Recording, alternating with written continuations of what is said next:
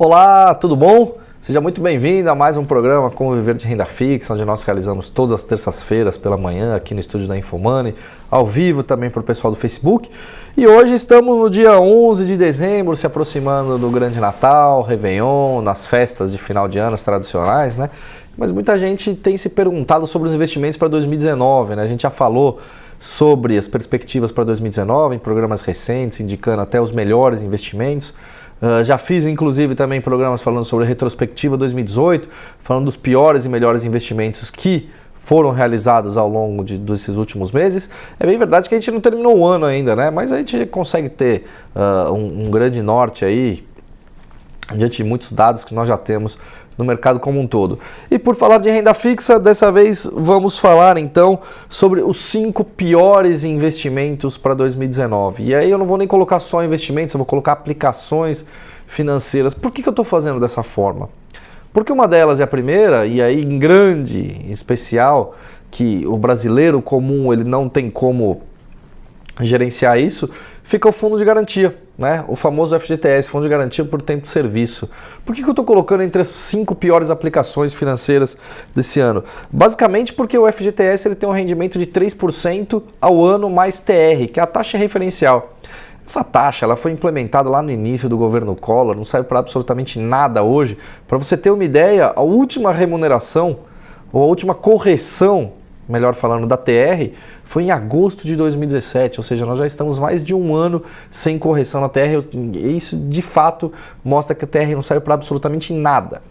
Com o FGTS rendendo 3% ao ano, o brasileiro trabalhador muitas vezes ele acaba sendo prejudicado nesse sentido em não ter uma mobilidade com esses recursos, né? Isso aí, inclusive, o governo federal poderia flexibilizar, né, essa possibilidade ou indexar a rentabilidade do fundo de garantia, a inflação, algumas sugestões que a gente dá no dia a dia, que seria importante para o trabalhador em geral, porque 3% ao ano, isso aí realmente é muito ruim, é abaixo da inflação anual praticamente todos os últimos anos, né?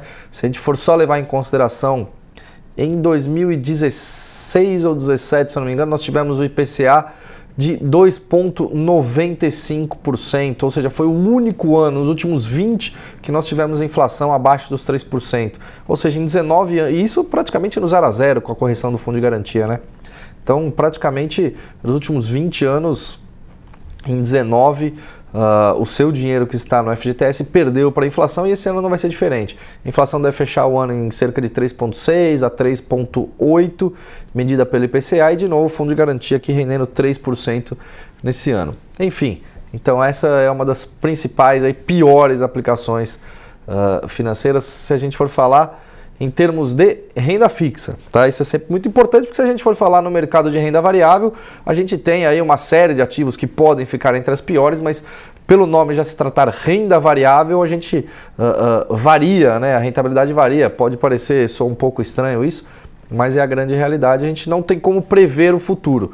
Isso seria uma previsão, então bola de cristal ninguém tem nesse sentido. Bom, uma outra das 5 que eu selecionei aqui é a gloriosa poupança, né? Não poderia ser diferente.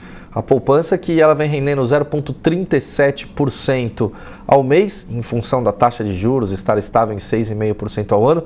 A poupança ela rende 70% da taxa Selic. Então, nos últimos meses ela teve uma rentabilidade de 0,37% ao mês. E nos próximos meses a perspectiva é que também continue dessa forma, em função da expectativa de que a Selic se mantenha em 6,5% pelo menos ao longo de todo o primeiro semestre de 2019.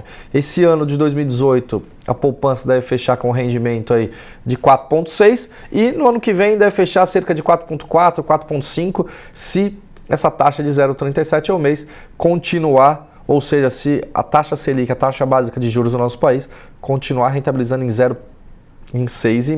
e com isso a poupança daria esse 0,37% ao mês. Enfim, então, para você ter uma ideia, se você tivesse, por exemplo, comprado um CDB que pagou 115% do CDI com vencimento de um ano, lá no final de 2017, em dezembro de 2017, com vencimento de 2018, você teria tido uma rentabilidade de quase 7,5%. É bem verdade que é uma rentabilidade bruta, mas mesmo assim é muito acima ainda da poupança, que vem pagando aí, ou que vai pagar 4,6%, né? São 3 pontos percentuais. Você até acha que isso não pode fazer muita diferença no curto prazo, mas você colocando o seu dinheiro para trabalhar a juros compostos, ou seja, ano sobre ano, isso aí faz muita diferença no médio e longo prazo. Enfim, já falei da poupança, falei do fundo de garantia, agora eu queria falar aqui, aproveitando dos CDBs, que eu comentei anteriormente, o CDB de 115% do CDI, claro que esses CDBs você encontra nas plataformas digitais de investimento, como no caso da Rico, da XP, por exemplo, porque nos bancos tradicionais de varejo você não encontra, né? Esse é um grande questionamento que eu quero fazer para você que tem um CDB, por exemplo, num grande banco. Você levar esse número para o gerente do seu banco e perguntar: olá, gerente, quantos por cento do CDI rende o meu CDB? O CDI, vai lembrar que é aquela taxa interbancária, uma taxa de referência que é bem próxima da taxa de juros da Selic. Ou seja, a Selic está em 6,5%, o CDI está em 6,4%. Então 100% do CDI é 6,4% ao ano. Os tradicionais bancos, eles oferecem CDBs para todo mundo aí que está nos assistindo, mas em geral, dependendo do capital que você tiver, se for um dinheiro aí cerca de 10, 15, 20, 30, 50 mil reais, é bem possível que seja oferecido entre 70% e 80% do CDI. Ou seja, uma das 5 piores aplicações financeiras para 2019, possa ter certeza, vai ser um CDB que te pague 70%, 80% do CDI, 85% do CDI, também é um número muito ruim. Então pergunte para o gerente do seu banco quantos por cento do CDI rende o seu CDB. Se for abaixo de 100%, pode ter certeza que já será um número ruim. Se for quanto menor, pior. Se for 80, ruim, péssimo. Se for 70, pior ainda, muito mal o rendimento. Você pode resgatar e realizar uma aplicação, por exemplo, numa plataforma digital de investimento, como eu falei da Rico, que vai te oferecer CDBs aí de um ano, de cerca de 115% CDI. Ou se você precisar da tal da liquidez diária, né, que é aquele resgate imediato, você pode procurar um número bem próximo dos 100% do CDI que você vai encontrar. Então, veja essa questão, que sem dúvida é muito importante. Bom, dentre as 5, eu tenho uma outra aqui para falar para vocês entre os piores investimentos para 2019 em renda fixa, que na minha visão estão os fundos de renda fixa com altas taxas de administração. Veja bem, você tem dinheiro aplicado num fundo de renda fixa? Se sim, veja quanto é a taxa de administração desse fundo. Se nós estamos com uma taxa de juros em 6,5% ao ano, se você aplica num fundo com uma taxa de administração de 3% ao ano, você já começa de largada 3,5%, tendo a sua rentabilidade máxima, né? Além disso, você vai ter o imposto de renda sobre os ganhos e também você ainda tem inflação, ou seja, vamos fazer uma conta aqui bem de padaria, tá? Taxa de juros a Selic em 6,5%, o seu fundo de renda fixa cobra uma taxa de administração de 3%, você já parte de largada para render 3,5%. Ora, se a inflação tem uma expectativa em ficar próxima de 4%, o seu dinheiro aplicado vai render menos do que a inflação ao longo de todo o ano de 2019. Então esse é um ponto muito importante.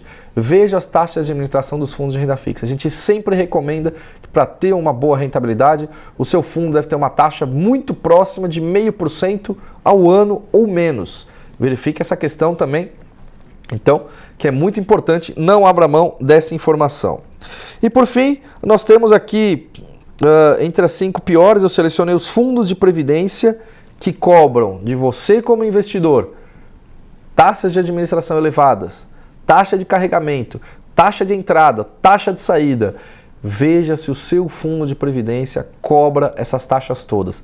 Sem dúvida, essa é uma informação muito importante para a rentabilidade de suas aplicações financeiras, não só para 2019, mas para todo ao longo da sua vida. Então, é importante verificar essa questão. Eu trouxe alguns dados aqui que eu achei muito interessantes.